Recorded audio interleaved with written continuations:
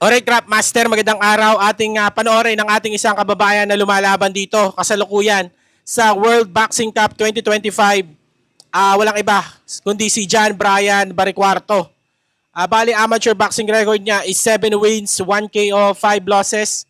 At lumalaban nga to sa flyweight division. Ito yung naka-blue na uniform. 12 bouts sa amateur and meron siyang KO ratio na 14.29%. Nagsimula lang siya year 2022. Taga Talisay City, Cebu dito sa Pilipinas. And alamin lang natin yung mga galawan diskarte ni Baricuarto. And kasalukuyan is agresibo yung kalaban niya. Umaatake pasugod. At ito namang si Baricuarto is sumasabay ng counter at umaatras-atras. So makikita natin si Baricuarto is pumupunta sa kaliwa, pumupunta sa kanan, and umiilag, mailag, and masyado malikot ang mga paa. And brawler din naman, brawler din yung style niya. So nakikipagsabayan siya. Hindi siya dumidepensa, kundi ang ginagawa niya is sumasabay siya. So this is a typical, an ordinary Pinoy boxer. But then again, this is a World Cup Boxing Series. And natalo na to noong July 6 ng isang katunggali niya rin. So nakalagay dito sa likod is India. I don't know kung tama yan. And bumabato siya ng mga combination, na maraming talagang combination na binabato niya.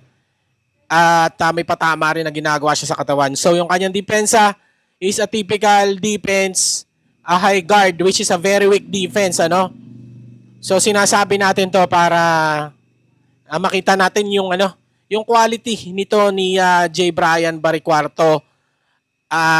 Para sa akin, he is just an ordinary boxer. Nothing special about him. Pasensya na kayo sa mga words ko, pero that's what I can see. Okay? But then again, marami pang room for improvement. Marami pa siya pwedeng palakasin, i-improve, sanayin, husayan, at gawin upang mas lumakas siya, mas gumaling siya dito sa larangan ng boxing. Okay? So, tingnan natin yung magaganap pa, Okay. So may pinapakita lang dito na record nila. Alright, so ito nga is rank number 1 dito sa Pilipinas. Rank number 73 naman sa world ranking sa amateur and flyweight division.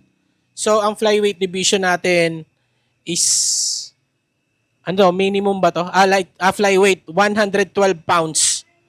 So, hindi to mga katangkaran na mama or boksingero. Maliliit lang din, mga 5'7", 5'6", mga ganon, 5'5", yung mga height nito.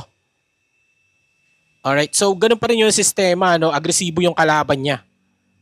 And dito naman si Baricuarto, ngayon is humihinto na at dumedepensa gamit yung high guard, sumasalag, nakikipagsabayan na, so hindi na siya masyadong naglalalayo. Okay? Bumalik na naman siya sa pag-ikot niya, paggalaw. Tingnan natin. Amateur naman to, at marami pang improvement. So ganun din naman yung kalaban niya. Ang gusto ko doon sa kalaban niya is talaga namang nag-i-initiate siya ng pag-opensa. So ito naman si Baricuarto is atras-atras lang, counter, salag, and then may pagsabayan din naman siya. Okay? So umaatras lang yung kalaban pag bumabato na ng combination nito si Baricuarto dito sa gilid ng lubid. Okay, maganda yung mga ilag niya doon, So kailangan marunong siya talaga sumalag, hindi lang high guard, hindi lang ilag. Parry and block. Yun pa kailangan na i-improve. And yung masyado siyang magalaw sa ginagawa niya. And this is an amateur. Hanggang third round lang pala to. Well, pag 12 rounds na kasi iba ng usapan eh. Hindi mo na, pag masyado kang magalaw dyan, mauubusan ka talaga ng ng hangin at ng lakas. Okay, tingnan natin. Pagdating nito sa professional, tingnan natin kung mababago. At mag-i-improve ang galaw ni Barry Cuarto. Parang lang din, talagang amateur na amateur din yung kanyang mga tirada at mga diskarte na ginagawa. Di rin sumasalag and sabay kong sabay. So, a typical Filipino boxer.